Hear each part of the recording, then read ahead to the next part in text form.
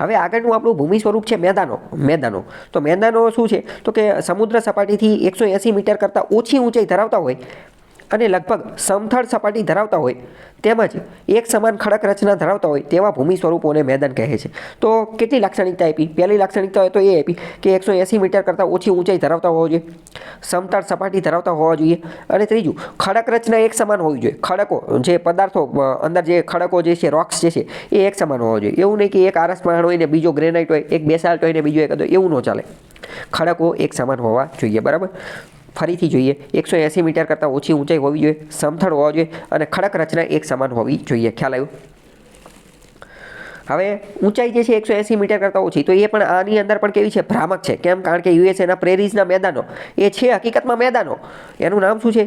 પ્રેરીઝના મેદાનો. પણ એની ઊંચાઈ તો સમુદ્ર સપાટી કરતાં 1500 મીટર વધુ છે. તો 1500 મીટર છે. અહીંયા તો એવું કહે છે 180 મીટર કરતાં ઓછી હોવી જોઈએ. આ તો 1500 મીટર કરતાં વધુ છે. તેમ છતાં પણ એને મેદાનો કહે છે. કેમ? કારણ કે બાકીની ખડક રચના એક સમાન છે, સમથળ જોવા મળે છે, બીજા લક્ષણો લાગુ પડે છે એટલે. ઓકે, ખ્યાલ આવ્યો કે નહીં? જ્યારે પશ્ચિમ એશિયામાં જોર્ડન નદીનું મેદાન એ સમુદ્ર સપાટી કરતાં પણ નીચું છે. બરાબર. જોર્ડન નદીનું જે મેદાન જે છે એ તો ઘણું નીચું છે, તો તેમ છતાં પણ એને મેદાન કહે છે. એટલે આંકડો કેવો છે? ભ્રામક છે. બરાબર. મેદાનો વાત કરીએ તો સમગ્ર પૃથ્વીની અંદર 41% જગ્યા ઉપર જે છે એ મેદાનો આવેલા છે. મેદાનના મુખ્યત્વે 3 પ્રકાર છે. કયા કયા 3 પ્રકાર આપણે જોઈ લઈએ? કિનારાના મેદાન, ઘસારણના મેદાન અને નિક્ષેપણના મેદાન. ત્રણે ત્રણ કીવર્ડના આધારે આપણે સમજીએ તો કે કિનારાના મેદાન એટલે કયા હોઈ શકે? ગમે ત્યારે શબ્દ આવે કિનારો એટલે શું સમજવાનું? સમુદ્ર કિનારો સમજવાનું.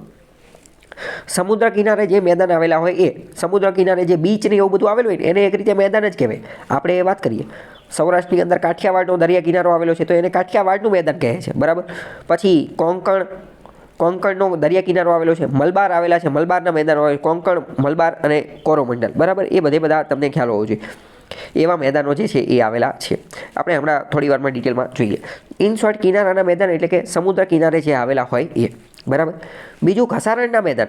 અમુક એવો હોય કે જે ઘસારો થઈ ગયા હોય, કોઈ જગ્યાએ ઘસારો થઈ, માની લો કે પર્વત છે, 2-3 પર્વત આવેલા છે, 2-3 પર્વત, પણ હવે ઉપરનું જે શિખર જે છે, ઉપરનું શિખર એ બધાયનું ઘસાઈ ગયું. કોના કારણે? બાહ્ય બળોના કારણે, નદીના કારણે, હિમ નદીના કારણે, પવનના કારણે, તાપમાન, એ કોઈ પણના કારણે આખું બધું ઘસાઈ ગયું. હવે એ કંઈ 1, 2, 5 વર્ષમાં નો ઘસાય, કરોડો વર્ષમાં ઘસાઈ ગયું. તો હવે તો એ સપાટ થઈ જશે. તો એને ઘસારણના મેદાનો કહેવાય.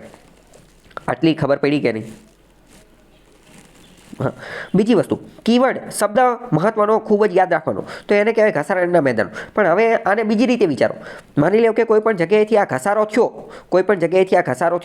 તો આ ઘસારણનો જે કચરો થયો, જે મલવા એટલે કે જે કચરો, જે એના ક્ષણો જે રહ્યા, તો એ જઈ અને કોઈક જગ્યાએ નિક્ષેપ થશે કે નહીં? એ કોઈ જગ્યાએ ભેગા તો થવાના જ છે. તો જે જગ્યાએ નિક્ષેપ થશે ત્યાં પણ મેદાન બની શકે. તો એને નિક્ષેપણના મેદાન કહેવાય. નિક્ષેપણના મેદાન મુખ્યત્વે નદીઓ દ્વારા જે કાંપ ઢસડી અને લાવવામાં આવતો હોય અને એ જે જગ્યાએ ભેગા કરે, એ જે જગ્યાએ નિક્ષેપ કરે, એ અહીંયા નિક્ષેપણના મેદાન બનાવે. જેમ કે ગંગાના મેદાન, બ્રહ્મપુત્રના મેદાન, યમુનાના મેદાન, મુખ ત્રિકોણ પ્રદેશ જે બનાવે. બરાબર. તો એ જે જગ્યાએ નિક્ષેપ કરે એના મેદાન. ઇન શોર્ટ, તમારે મેઇન વસ્તુ શું યાદ રાખવાનું? કીવર્ડ સમજવાનું કે ભાઈ ઘસારણ શબ્દ આવ્યો, ઘસારણના મેદાન, તો તમારા મગજમાં વિચાર કરવાનો કે ઘસારો થવાના કારણે શું થયું હશે? તો કે પહેલાં ત્રિકોણ જેવી રચના હશે, આપણે શું કહેવાય, શિખર આવેલા હશે, પરંતુ ઘસારો થવાના કારણે એ શિખરને એ બધું ઘસાઈ ગયું હશે. તો એના કારણે જે મેદાન બન્યા એ ઘસારણના મેદાન. પરંતુ હવે આ બધું ઘસાઈ ગયું, તો ઘસડાઈને આ બધો જે ક્ષાર, આ બધી વસ્તુ, આ બધો જે કચરો, આ બધો જે મલવો જે છે એ કોઈ એકાદી જગ્યાએ ભેગો તો કરશે ને, એકઠો તો કરશે ને. તો કોઈ એની માટે શબ્દ છે નિક્ષેપ.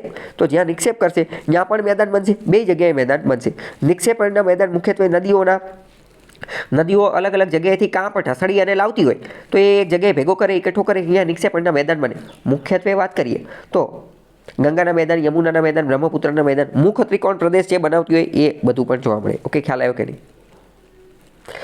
તો ઇન શોર્ટ આપણે વાત કરીએ ને તો નદીઓ 2 પ્રકારના મેદાન બનાવે, ઘસારણ નહીં દે અને નિક્ષેપણ નહીં દે. જ્યાં ઘસારો કરતી જાય અહીંયા મેદાન બનાવતી જાય, નિક્ષેપ કરે ત્યાં પણ મેદાન બનાવે. ઓકે.